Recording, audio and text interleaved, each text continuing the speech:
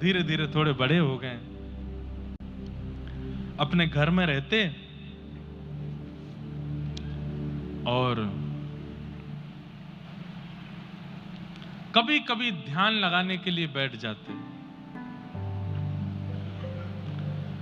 एक दिन माताजी चक्की पीस रही थी, उसमें गेहूं डाल रही थी। कबीरदास जी आए और आकर के बोले, मां ये तुम इतने सारे गेहूं अंदर डालती हो, सब कहां चले जाते हैं? तो मां ने बताया, ये सब पिस करके बाहर आ जाते हैं। तुरंत कबीरदास जी बोले, ओहो, तो यही तो दुनिया का चक्र है मां। ये दो पाटे हैं और इन दो पाटों के बीच में तुम जितने गेहूं डालते हो सब पिस करके आटा बन जाते हैं। ठीक वैसे ही मैया, ये आकाश भी ऊपर वाला पाटा है, पृथ्वी नीचे वाला पाटा है। इन दोनों के चक्र में मैं, आप और ये पूरी दुनिया पिस रही है मां। हम सब पिसने के लिए आए हैं यहाँ पर, कोई नहीं बचेगा। एक दाना भी अगर इस पाटे के अंदर चला जाता है तो पिस करके ही निकलता है। पिसना मतलब दुख, दारिद्र, संकट, कष्ट ये होंगे ही होंगे। जीवन में जन्म लिया है पृथ्वी पर और इनसे कोई बचा हुआ है ऐसा कोई व्यक्ति नहीं हो सकता। सबके जीवन में कष्ट, दुख, दारिद्र, पीड़ा सब आता है।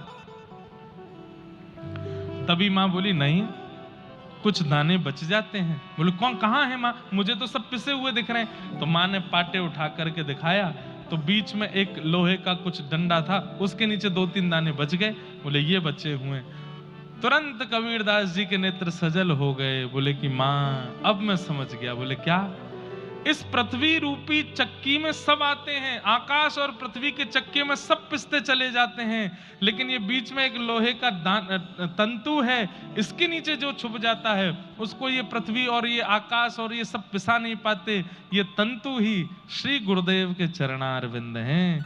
जो इन गुरुदेव के चरणारविंदों के नीचे आ जाता है, जो राम नाम के चरणारविंदों के नीचे आ जाता है, जो ठाकुर जी के आश्रय के नीचे आ जाता है, मां वो 2-4 ही होते हैं। हजारों डाले जाते हैं दाने पर, 2-4 ही बच पाते हैं। वो 2-4 वही बचते हैं जो ठाकुर जी के चरणाश्रित हो जाते हैं। चलती चाकी देख के देत कबीरा रोए, 2 पाटन के बीच में साबुत बचा न कोई।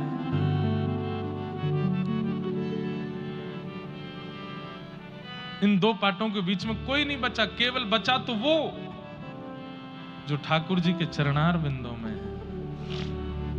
जिसने ठाकुर जी के चरण पकड़ लिए हैं। मेरे तो आधार सीताराम के चरणार बिंद,